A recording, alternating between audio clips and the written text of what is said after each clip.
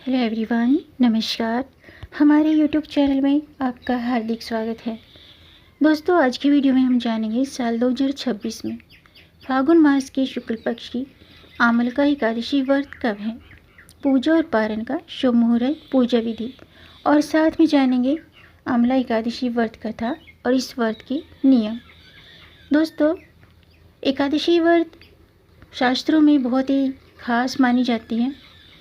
एकादशी व्रत भगवान विष्णु को समर्पित होती है और फागुन माह के शुक्ल पक्ष में आने वाली एकादशी को आमल की, आमला और रंग भरी एकादशी कहते हैं। इस दिन दोस्तों भगवान विष्णु और देवी लक्ष्मी के साथ साथ आंवले के वृक्ष की पूजा की जाती है। तो आज की वीडियो में हम जानेंगे साल 2026 में आमल की एकादशी व्रत कब है, पूजा और पारण का शुभ मुहूर्त, पूजा विधि और इस व्रत में क्या करना चाहिए, क्या नहीं करना चाहिए। साथ में जानेंगे आमलका एकादशी व्रत की कथा। तो दोस्तों, वीडियो शुरू करने से पहले आपसे एक खास बात, अगर आप इस चैनल पर नए आए हैं और पहली बार आए हैं तो इस चैनल को सब्सक्राइब कर दीजिए और बेल आइकन बटन प्रेस कर दीजिए ताकि आने वाली वीडियो देख सकेंगे आप सबसे पहले। और जिन्होंने मेरे चैनल को सब्सक्राइब कर दिया है, यानी कि अपना प्यार दिया है, उनका दिल से आभार, बहुत बहुत धन्यवाद। दोस्तों, ये आपका अपना चैनल है, इस चैनल के साथ जुड़े रहिएगा और अपना प्यार हमें देते रहिएगा। वीडियो को अंत तक ज़रूर देखिएगा ताकि कोई भी जानकारी छूट न जाए, क्योंकि दोस्तों आधी अधूरी जानकारी से पूरा लाभ नहीं मिलता है, इसलिए हमारे साथ अंत तक बने रहिएगा। तो आइए शुरू करते हैं। दोस्तों, आमलकी एकादशी का संबंध भगवान विष्णु और आंवला के वृक्ष से है। आंवले के वृक्ष में भगवान विष्णु का वास होता है, इसलिए इस दिन आंवले की पूजा करने का विशेष महत्व है। ऐसा करने से और इस व्रत को करने से पापों का नाश होता है, अक्षय पुण्य की प्राप्ति होती है। फागुन महीने में आने के कारण ये हिंदी कैलेंडर की आखिरी एकादशी होती है। इस दिन आंवले के पेड़ की पूजा के साथ साथ आंवले का दान भी करना चाहिए। आंवले का दान करने से कई यज्ञों का फल मिलता है।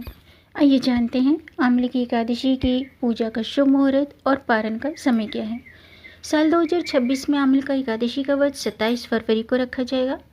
एकादशी तिथि 27 फरवरी को प्रातःकाल 12:33 पर शुरू हो रही है और 27 फरवरी की रात्रि को ही 10:32 पर एकादशी तिथि समाप्त होगी। अभिजीत मुहूर्त है दोपहर के 12:11 से दोपहर के 12:57 तक और पारण मुहूर्त है 28 फरवरी की प्रातःकाल 6:47 से 9:06 तक।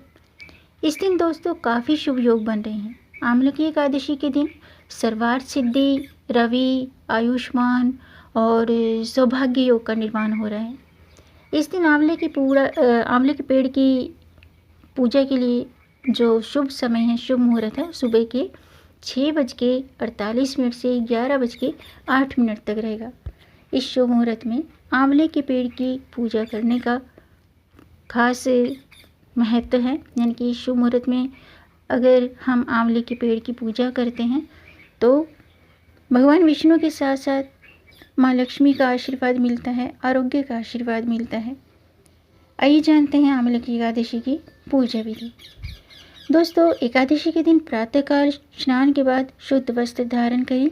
अगर आप व्रत रखते हैं तो व्रत का संकल्प लेकर भगवान विष्णु, माता लक्ष्मी और आंवले के वृक्ष का पूजन करें। पूजन में धूप, दीप, फल फूल, पंचामृत शामिल करें। आंवले की एकादशी के दिन भगवान विष्णु को आंवला अर्पित करें, तुलसी पत्र अर्पित करें। लेकिन एक बात का ध्यान रखिएगा कि एकादशी के दिन तुलसी में जल नहीं चढ़ाना चाहिए और तुलसी के पत्ते भी नहीं तोड़ने चाहिए, क्योंकि दोस्तों तुलसी माता भी श्री हरि के लिए निर्जला व्रत रखती हैं। ऐसे में अगर आप गलती से जल अर्पित कर देते हैं तो तुलसी माता का व्रत खंडित हो जाता है, तो ऐसा ना करें, इस गलती से बचिएगा। अगले दिन द्वादशी तिथि को किसी ज़रूरतमंद व्यक्ति को या ब्राह्मण को भोजन कराएं, दान दक्षिणा देकर व्रत का पारण करें और व्रत कथा जरूर पढ़ें या सुनें। दोस्तों, होली से 4 दिन पहले आने के कारण इसे रंग भरी एकादशी भी कहा जाता है। इस दिन से बनारस में बाबा विश्वनाथ को होली खेलकर इस व्रत की शुरुआत की जाती है। ब्रह्मांड पुराण के अनुसार इस दिन आंवले के पेड़ और भगवान विष्णु की पूजा करने का विधान है।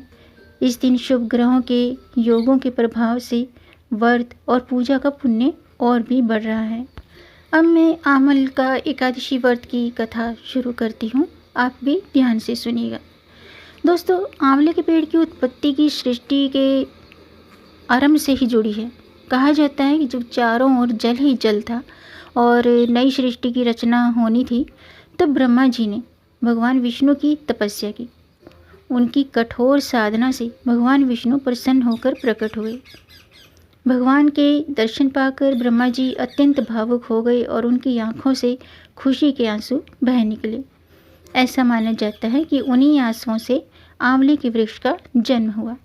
इसी कारण आंवले के पेड़ को धरती का पहला वृक्ष माना जाता है और इसे आदि वृक्ष भी कहा जाता है। एक दूसरी कथा के अनुसार समुद्र मंथन के समय जो अमृत निकला था, उसकी कुछ बूंदें धरती पर गिरी थी। जहाँ जहाँ अमृत की बूंदें गिरी थी, वहाँ आंवले के पेड़ उग गए थे। इसके औषधीय गुणों के कारण इसे अमृत फल भी कहा जाता है। ऐसा माना जाता है कि आंवले की एकादशी के दिन आंवले के पेड़ का प्रकाट्य हुआ था, यानी कि जन्म हुआ था।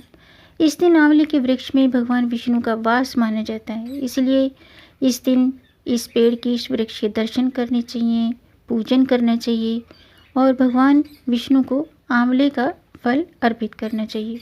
कहा जाता है कि भगवान विष्णु ने ब्रह्मा जी को वरदान दिया था कि आंवला उन्हें अत्यंत प्रिय होगा और जो व्यक्ति श्रद्धा से आंवले के पेड़ की पूजा करेंगे, उसका फल अर्पित करेंगे, तो उसके पाप नष्ट होंगे और जीवन की परेशानियां दूर होंगी।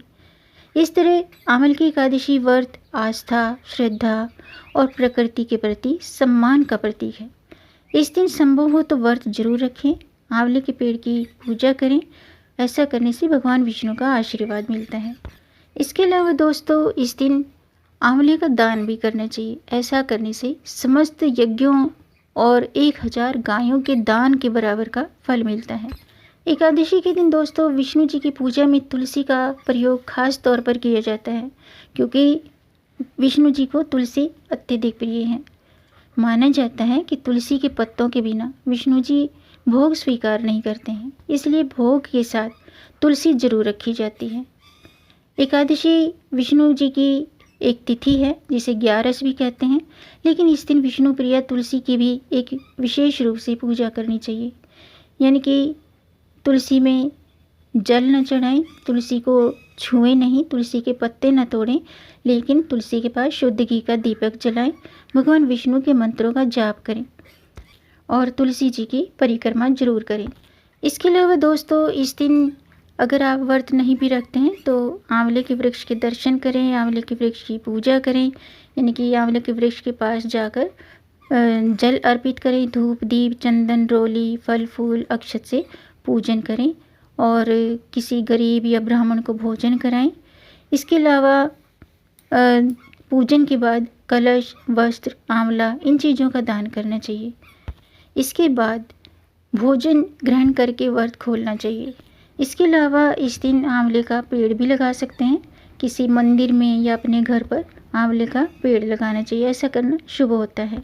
इसके अलावा दोस्तों, इस दिन भगवान विष्णु को आंवले जरूर अर्पित करने चाहिए। भोग में आंवला अर्पित करें, तुलसी पत्र अर्पित करें और इस दिन आंवले का सेवन खुद भी करें, आंवले का दान करें। ऐसा करना शुभ माना जाता है। इस दिन तामसिक भोजन का सेवन वर्जित है। अगर आप व्रत नहीं भी रखते हैं तो घर में शुद्धता बनाए रखें, मांस मदिरा का सेवन ना करें और चावल का सेवन भी भूलकर नहीं करना चाहिए। इसके अलावा इस दिन बाल, नाखून, दाढ़ी भी नहीं बनवानी चाहिए। तो दोस्तों, आज के लिए बस इतना ही। उम्मीद है आपको ये जानकारी पसंद आई होगी। अगर आपको जानकारी, ये वीडियो अच्छा लगा हो तो वीडियो को लाइक ज़रूर कीजिएगा, क्योंकि आपके लाइक से हमारा मोटिवेशन अप होता है। और इस जानकारी को आगे बढ़ाकर अपनी फैमिली में, अपने फ्रेंड्स में ज़्यादा से ज़्यादा शेयर कर दीजिए, ताकि औरों को भी इससे लाभ प्राप्त हो। और अगर आपका कोई प्रश्न है या कोई सुझाव है तो कमेंट बॉक्स में ज़रूर लिखिएगा और मेरे चैनल को सब्सक्राइब ज़रूर कीजिएगा ताकि आने वाली वीडियो देख सकेंगे आप सबसे पहले। वीडियो को अंत तक देखने के लिए आपका बहुत बहुत धन्यवाद। मिलेंगे नई जानकारी के साथ, तब तक आप खुश रहें, स्वस्थ रहें, अपना ख्याल रखें और अपनों का भी ख्याल रखिएगा। जय श्री हरि, हर हर महादेव।